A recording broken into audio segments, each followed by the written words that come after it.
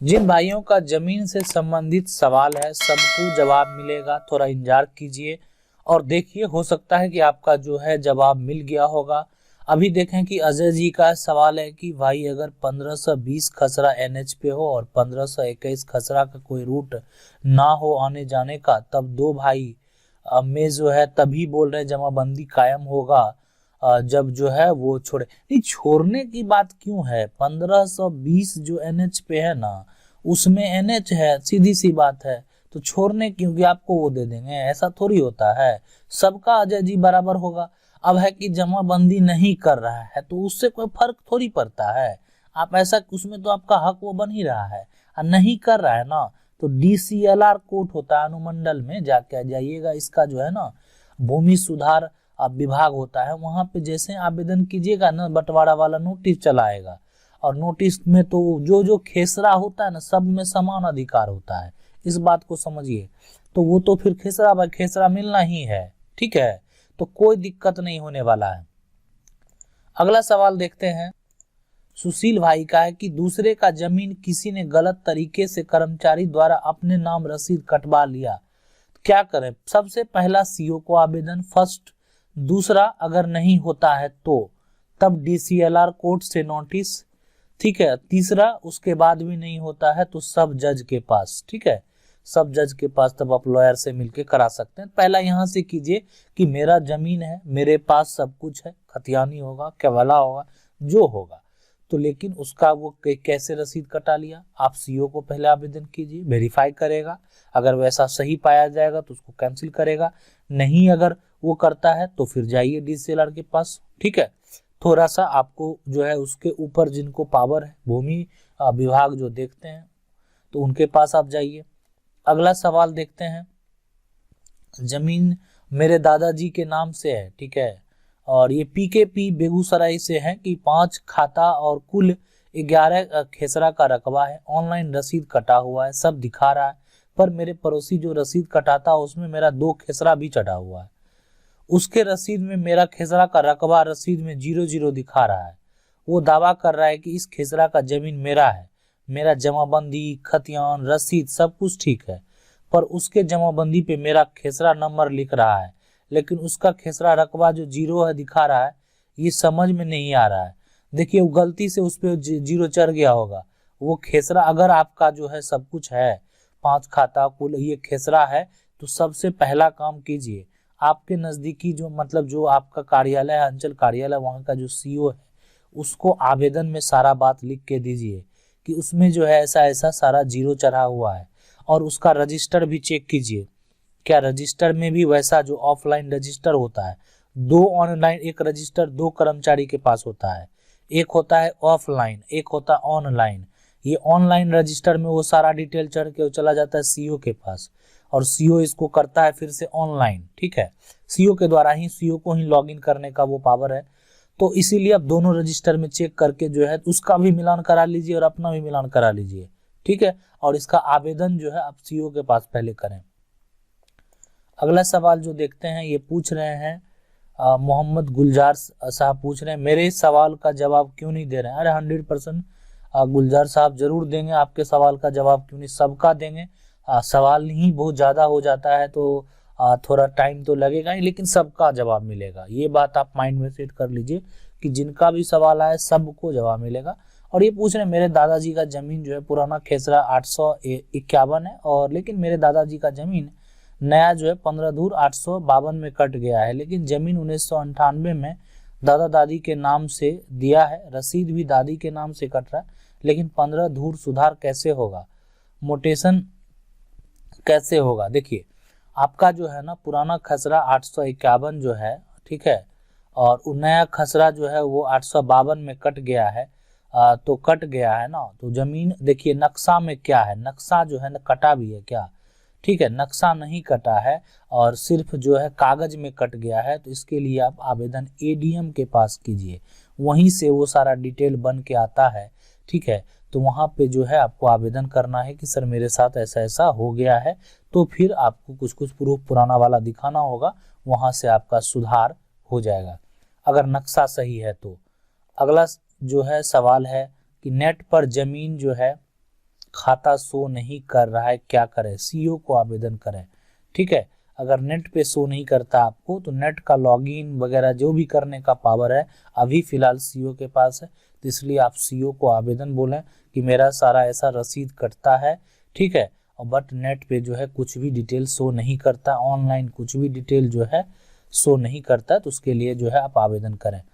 अगला सवाल जो है कि क्या किसी नाबालिग के नाम से जमीन हम उससे रजिस्ट्री करवा सकते हैं?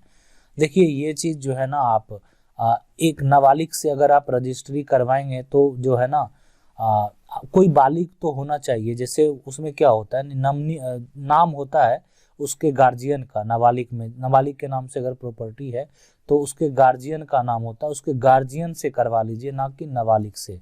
ठीक है, तो इसलिए कि आप करा सकते हैं, सब कुछ हो जाएगा, लेकिन उसमें उस जो है फिर कोर्ट में वो मान्य नहीं होता है, वो तो फिर दिक्कत वाली बात है। इसलिए अभी फिलहाल उसके गार्जियन से आप करवा सकते हैं। ठीक है, या उसका गार्जियन जो भी घर में है उससे आप करवा सकते हैं। कोई गार्जियन नहीं होगा तब वो मान्य होगा। अगला सवाल देखते हैं जो पूछ रहे हैं कि सर मेरे पापा ने जो मेरे बड़े भाई के नाम से 1 एकड़ जमीन रजिस्ट्री कर दिया है ना, बड़े भाई के नाम से 1 एकड़ रजिस्ट्री कर दिया है, क्या हमको उसके हिस्सा मिलेगा? ठीक है, मेरे जो पापा ने मेरे बड़े भाई के नाम से जो है 1 एकड़ जमीन रजिस्ट्री कर दिया है, उसमें हिस्सा मिलेगा। देखिए घर पे नहीं रहते हैं, बाहर रहते हैं, हमको कोई पता नहीं चलने दिया, सब करा लिया। ये जो है ये महेश कुमार शाह, महेश जी आपके जो है ना पिताजी की बात अगर करें, पापा जी जो हैं, पापा ने जो है एक तरह से जो क्या करवा, तो देखिए सबसे पहले तो वो वैलिड नहीं होगा। इसलिए वैलिड नहीं होगा कि पिता के जो प्रॉपर्टी है उस पे तो अंश वो अधिकार है। ठीक है, सबका अधिकार है, तो उनको अब वो तो बच्चे का अधिकार ही है, तो फिर उनको रजिस्ट्री करने की जो है जरूरत तो नहीं होना चाहिए। अगर उसी के नाम से कर दिया, जैसे जो इनका लड़का मान लेते हैं आप, जो है एक मनीष जी हैं, ठीक है, आप हैं, और दूसरा जो भी है इनके नाम से कर दिया, तो इनका तो पूरा अधिकार था, तो रजिस्ट्री करने की क्या जरूरत है? तो अब समझ सकते हैं कि वैलिड नहीं है, तो इसलिए ये चीज़ जो है वैलिड नहीं होगा। हाँ, अगर इनकी मान लेते पत्नी के नाम से कर दिया, इनके बच्चे के नाम से कर दिया, तो फिर आपको नहीं मिलता। लेकिन अगर इनके नाम से हो गया है तो लेकिन आपको उसके लिए कोर्ट जाना ही होगा। अगला सवाल है कि सर मेरे जमीन बंदोबस्त था और सर्वे में जो है अनाबाद बिहार सरकार हो गया, नक्शा में जो है घर के बीच से गया है, और जो है वो बालगीर जो है वो ये है ना बागलगीर है ना, क्या लिखे हैं इन्होंने, जो भी मेरा जमीन है, क्या सर उसमें उसे खतियान जो है वो मिला होगा? टीएस में जो है कितना टाइम लगेगा? देखिए जमीन बंदोबस्त है ना, तो आपका बंदोबस्त था और उसके बाद बिहार सरकार, और टीएस में जो है ना आप समझ लीजिए कि मिनिमम जो है, मिनिमम आपको 3 ईयर लग जाएगा, और मैक्सिमम का तो पता नहीं, लेकिन मैक्सिमम रखिए 3-4 साल, 5 साल, 6 साल बहुत हो जाता है, उतना तक सॉर्ट आउट लगभग हो जाता है। अब यहाँ पे ये जो है ना, इन्होंने ये पूछ रहे हैं सर केवाला जो है खरीद किया बैंक से, ठीक है, और 1963 में, और दाखिल खारिज जो है 64-65 है, रसीद कटा है, पर जो है गलत तरीके से खतियान खुल गया है, और जो है ना, और एक तरह से ये कुंदन के नाम से दफा 106 के तहत जो है हल सर्वे के नाम से जो खुल गया, तब जो है कुंदन ने दफा 106 पर टाइटल दायर कर दिया, तब कुंदन जो है यहाँ पे कोई सबूत जमा नहीं किया, तब जो है ये कागज क्या है ना किया जाता है, और ये सब जो है सबूत पे क्या जो है कोर्ट को अब सर्वे में, देखिए सर्वे में तो बिल्कुल काहे नहीं होगा, जब आपका वो जो है टाइटल जो है किया हुआ है, वो सारा कागज आपके पास है, तो फिर आप सर्वे में वो आपका जो है। लेकिन अभी क्या होता है, अभी करंट में आपने ये नहीं बताया कि करंट में अभी क्या पोजीशन है। करंट पोजीशन बिल्कुल देखा जाता है इसमें, करंट में ये चीज का जो है, जो आपका जमीन है उसका कौन रसीद कटा रहा है, किसके पास जमाबंदी कायम है, और ये चीज मायने रखता है। और ये चीज जिसके नाम से होगा, ठीक है, तो उसी के नाम से वो सर्वे जो है किया जाएगा। अगला सवाल देखते हैं। अगला सवाल है कि ये पूछ रहे हैं कि सर बंदोबस्त जमीन दादा के नाम से, उसमें 3 भाई बंटवारा करके दाखिल खारिज भी हो गया, फिर दादा के नाम से बता रहा है कि जमीन जो है ना किया करे, सर उपाय बताए ना। दादा के नाम से रहा है जमीन जो है, उपाय बताएं, ठीक है। और इनका और सवाल है, सर मेरे जमीन दादा के नाम से, इसमें जो घर भी बनाया है, बंदोबस्त जमीन है 1966 में, दाखिल खारिज जो है 2020 किया, सीओ कर्मचारी बोलता है कि बिहार है, क्या करें, है ना, उपाय बताइए। देखिए अगर आपका वो बंदोबस्त है ना, तो दोबारा वो करने का पावर सीओ को ही है। सबसे पहले सीओ के पास आवेदन कीजिए, हम लोग इसमें घर बनाए हुए हैं, और पुराना सारा रिकॉर्ड दिखाइए, ठीक है।